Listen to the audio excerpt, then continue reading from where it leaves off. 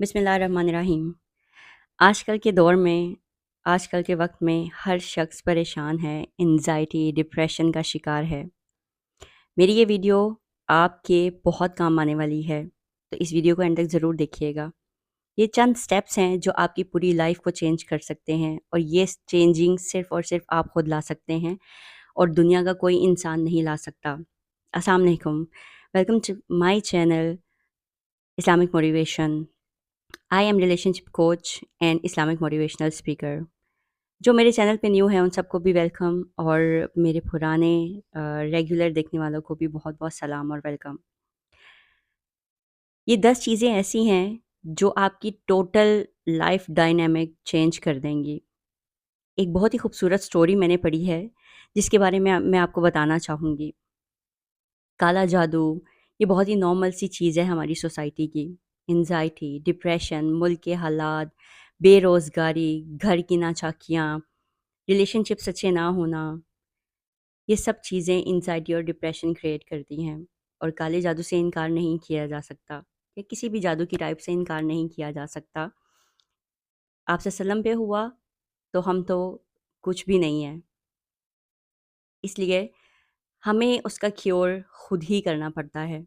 कोई भी आपका क्योर नहीं करेगा। ये फेक बाबे, जादू टोने करने वाले, तंत्र मंतर करने वाले, कोई भी इसको ब्रेक नहीं कर सकता अनटिल अनलेस आप इसमें खुद एफर्ट ना करें। तो हमें कौन सी ऐसी 10 चीज़ें करनी हैं जिससे हमारी लाइफ 360 डिग्रीज चेंज हो जाए। एक बहुत ही खूबसूरत स्टोरी है। ये एक सिस्टर की स्टोरी है जो अपनी कहानी खुद अपने ज़बान से बता रही हैं। कहती हैं कि मुझ पर जादू हुआ, उसके असरात ये हुए कि मैं बहुत ज़्यादा बीमार रहने लगी, और कोई रिश्ता आता तो बात बनती लेकिन ख़त्म हो जाती, शादी नहीं हो पा रही थी, और एज बढ़ती जा रही थी, घर वाले भी बहुत परेशान थे, मैं खुद बहुत परेशान थी, डिप्रेशन का शिकार हो गई। मैंने बहुत सारे थेरेपिस्ट को दिखाया, साइकोलॉजिस्ट को दिखाया, और बहुत सारे आमिल, पीर, बाबा के पास गई ताकि इस चीज़ का इलाज किया जा सके। उसके बाद मैंने रोकिया करवाए। कई रोकिया करने वालों के पास गई, उससे ये होता था कि कुछ देर के लिए फ़र्क तो पड़ता था, लेकिन फिर से वही सिचुएशन आ खड़ी होती थी, और फिर से वही सर्कमस्टेंसेस स्टार्ट हो जाते थे। अब ये रोकिया क्या होता है, ये कुरानी आयत की जो है उन्होंने जो रोकिया करने वाले होते हैं उन्होंने एक फ़ॉर्म बनाई हुई है। इसमें कुछ भी गलत नहीं है, आप यकीनन ये करवा सकते हैं। तो ये एक मजमूआ है, कुरान पाक के अंदर से ही सूरत आयात ली गई होती हैं। तो फ़र्क तो पड़ता था, बट कुछ अरसे बाद फिर से वही हालात होना शुरू हो जाते थे। मैंने मेडिसिन्स भी बहुत लीं, तो फिर एक शख़्स ने उनको कहा, चलो तुमने सारा कुछ तो कर लिया, अब मेरी बात मानो, किसी स्कॉलर के पास जाओ। तो उन्होंने इस चीज़ को एक्सेप्ट किया कि चलें, सारा कुछ तो मैंने करके देख लिया है, स्कॉलर के पास भी जाके देख लेते हैं कि वो मुझे क्या सजेस्ट करेंगे। तो वो एक स्कॉलर से मिलीं। अब वो स्कॉलर माशाल्लाह बहुत ज़बरदस्त है, जिन्होंने उनको बहुत ज़बरदस्त बातें बताईं, जो कि एज़ अ मुस्लिम हम सबको करनी चाहिए। तो वो जैसे उनसे मिलीं, तो वो बहुत ज़्यादा डिमोटिवेटेड थीं, बहुत मायूस थीं, और लेकिन फिर भी वो उनके पास गईं। अब उन स्कॉलर ने उनसे कहा कि बेटी, तुम मुझसे वादा करो कि मैं तुम्हें 10 चीज़ें दूँगा, और तुम उनको ज़रूर करोगी अपनी पूरी ज़िंदगी। अगर तुम अपनी बदलना चाहती हो तो मुझसे वादा करो, इन चीज़ों को ज़रूर फ़ॉलो करोगी तुम अपनी लाइफ़ में। तो वो एग्री हो जाती हैं कि ठीक है, मैंने सब कुछ कर लिया, तो अब आप जैसा बताएँगे मैं वैसा भी कर लूँगी। मैं कोशिश करूँगी कि मैं उस पर काम करूँ और पूरी उतर सकूँ।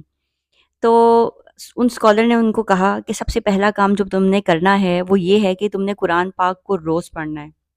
चाहे एक आयत पढ़ो, चाहे आधा सुपारा पढ़ो, चाहे आधा पेज पढ़ो, लेकिन तुमने कुरान की तिलावत रोज़ ज़रूर करनी है। शी सेड, इंशाल्लाह मैं ये ज़रूर करूँगी। दूसरा काम जो करने को कहा, तहज्जुद पढ़ने का।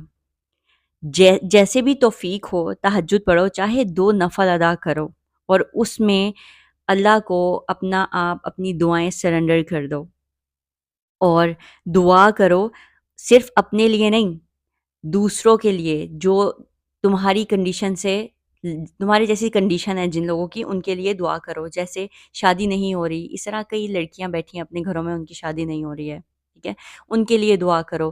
تمہیں لگتا ہے کہ تم پہ جادو ہے، تعویذ دھاگا یا کچھ بھی ہے جس کی وجہ سے تمہارا کوئی کام نہیں بن رہا، دعا کرو. رزق کے دوسروں کی رزق کی آسانی کے لیے دعا کرو کہ میرے جیسے جتنے ان مشکل حالات میں ہیں، اللہ تعالیٰ ان سب کے لیے آسانیاں کرے. ایسے تمام لوگوں کے لیے تم نے دعا کرنی ہے. انہوں نے کہا ٹھیک ہے، میں یہ بھی کروں گی. اور کہا کہ دعا کے بعد یہ بھی کہنا ہے کہ یا اللہ میں سب کچھ تیرے سپرد کرتی ہوں، تو سب کچھ آسان کرنے والا ہے. تیسری چیز جو انہوں نے بتائی وہ یہ تھی کہ اپنے لیے ایسے اوقات تلاش کرو جن میں دعاؤں کی قبولیت کا کہا گیا، جیسے کہ سفر، بارش، جمعہ کے دن. ایک وقت ہے احادیث کے مطابق اور کئی سارے شواہد کے مطابق آپ صلی اللہ علیہ وسلم نے فرمایا کہ عصر اور مغرب کے درمیان کا جو وقت ہے جمعہ کے دن، اس میں دعاؤں کی قبولیت کا وقت ہے. ویسے جمعہ جو ہے آپ سارا کسی وقت بھی دعا کر سکتے ہیں، بگ ڈیل، وہ کوئی مسئلہ نہیں ہے، لیکن جمعے کے دن بھی خاص کہا گیا، جمعے کے دن کو بھی. اور اس کے علاوہ اذان کے درمیان سے اقامت کے دوران تک کا جو ٹائم ہے، اس میں آپ کی دعائیں قبول ہوتی ہیں، اور بہت سارے ایسے اوقات. آپ نے ان اسکالر نے کہا کہ آپ نے ان وقتوں کو تلاش کرنا ہے اور ان میں دعائیں کرنی ہیں. اس نے کہا میں یہ بھی کرنے کو تیار ہوں. فورتھ جو تھا صبح شام کے اذکار کا، انہوں نے کہا کہ تم نے صبح شام کے اذکار ضرور کرنے ہیں. اور یہ صبح شام کے اذکار کے لیے میں آپ کو ایک ایپ بتا دیتی ہوں، بلکہ دو ایپس ہیں. ایک تو الہدا، اس میں آپ کو اردو ورژن ملے گا اس کا، اس میں سارے جو ہیں اذکار ہیں موجود. اور ایک ہے حصن المسلم ایپ، ٹھیک ہے. ان دونوں ایپس میں آپ کو یہ ساری دعائیں جو ہیں مل جائیں گی، اور یہ سب کو ضرور پڑھنی چاہیے، یہ آپ کی حفاظت کا کام کرتی ہیں. چھٹی چیز جو انہوں نے بتائی، انہوں نے کہا کہ تم نے گناہوں سے بچنا ہے. جو گناہ تم سے سرزد ہو گئے ہیں یا ہو رہے ہیں، ان سے میری بیٹی اپنے آپ کو بچاؤ اور ان سے اپنے آپ کو نکالو. کسی کی ریگولر مدد کرو، کوئی ایسا انسان ڈھونڈو، کوئی ایسا شخص ڈھونڈو جس کو کوئی مسئلہ ہے، کوئی تکلیف ہے، اس کے لیے آسانی کرو. اگر کسی کو مدد چاہیے اس کی مدد کرو. کسی کوئی بے روزگار ڈھونڈو، اور اسپیشلی ایسے شخص کو ڈھونڈو جو علم کا جو ہے وہ کام کر رہا ہو، علم سے ریلیٹڈ، اور اس کی مدد کرو. ضرورت مندوں کو ڈھونڈو. اس نے کہا میں یہ بھی کروں گی. ساتویں چیز جو بتائی وہ کہا کہ استغفار کی کثرت کو بڑھا دو، بے انتہا استغفار کرو. آپ صلی اللہ علیہ وسلم کی حدیث ہے، جو شخص استغفار کرتا ہے اللہ تعالیٰ ان کے لیے وہاں سے رستے کھولتا ہے جہاں سے وہ سوچ بھی نہیں سکتا اور اس کا وہم و گمان بھی نہیں جا سکتا.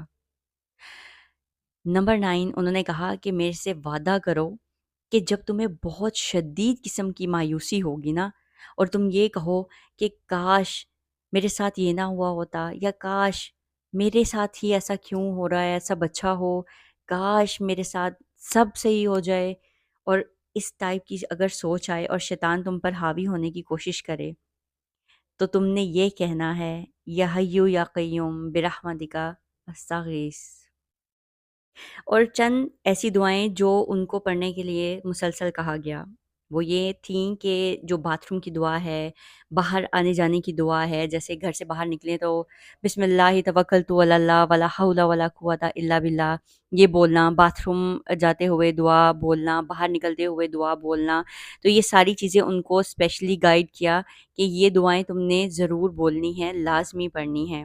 اس کے علاوہ جو 10th تھی وہ یہ تھی لا الہ الا اللہ عظیم الحکیم، لا الہ الا اللہ عرش العظیم، لا الہ الا اللہ رب السماوات و رب الارض و رب العرش الکریم. یہ 10ویں دعا، جو 10واں پوائنٹ تھا، یہ دعا ان کو ہر وقت پڑھنے کے لیے بتائی گئی. اب کچھ عرصہ گزرا تو وہ جو ہیں ان کے پاس واپس آئیں اور ان کو بتایا کہ میری زندگی تو پوری طرح چینج ہو گئی ہے، اب میری شادی بھی ہو گئی ہے۔ پھر کچھ عرصہ گزر گیا، کافی سال گزر گئے، تو وہ دوبارہ ان کے پاس آئیں، ان سے ملیں، تو وہ اسکالر ان کو پہچان نہیں سکے۔ تو انہوں نے بتایا کہ میں وہ لڑکی ہوں جس کو آپ نے یہ سب کچھ کرنے کے لیے کہا تھا، اور اب ماشاءاللہ میری شادی بھی ہو چکی ہے اور میرے 3 بچے بھی ہیں، اور میں بہت خوشحال ہوں اور بہت اچھی زندگی گزار رہی ہوں۔ تو یہ ایک سکسیس سٹوری ہے فیتھ کی، یہ ایک سکسیس سٹوری ہے اللہ پہ اور اپنے آپ پہ یقین کی۔ انسان ہر چیز کی سیٹسفیکشن، ہر چیز کی ذمہ داری باہر ڈھونڈتا ہے، اپنے اندر نہیں تلاش کرتا۔ وہ کہتے ہیں نا کہ اپنے آپ کو تلاش کرو، رب تمہیں خود مل جائے گا۔ اپنے آپ کو تلاش کرنا مطلب آپ اللہ کے اتنے قریب چلے جاتے ہیں کہ آپ کو پھر باہر کی دنیا کی ویلیڈیشن یا سیٹسفیکشنز نہیں چاہیے ہوتی، آپ کے لیے اللہ کافی ہے، اور اللہ پھر آپ کے لیے ایسے ایسے رستے کھول دیتا ہے جو آپ نے کبھی امیجن بھی نہیں کیے ہوتے۔ اب یہ کئی سال تک ایسے ہی بیٹھی رہیں، ان کی شادی بھی نہیں ہو رہی تھی، اپنی زندگی میں پوری طرح سے سٹکڈ تھیں، ان کو لگتا تھا کہ ان پہ جادو ہے، جادو ہے، جادو ہے، لیکن چند ایسے نیکی کے کام جو سب مسلمانوں کو کرنے چاہیے لیکن ہم کرتے نہیں ہیں۔ بس ہم چاہتے ہیں کہ کوئی شارٹ کٹ ملے اور ہمارے سارے مسئلے مسائل حل ہو جائیں۔ جی نہیں، ایسا کبھی نہیں ہو سکتا۔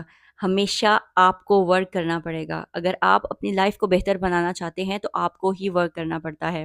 کوئی تیسرا بندہ، کوئی آؤٹ سائڈر آپ کا کام نہیں کر سکتا انٹل انلیس آپ ولنگ ہو اپنے لیے کچھ اسٹیپس کرنے کے لیے اور اپنی لائف کو 360 ڈگریز چینج کرنے کے لیے۔ آپ ہی خود ذمہ دار ہیں اپنی زندگی کے، کوئی اور نہیں ہوتا۔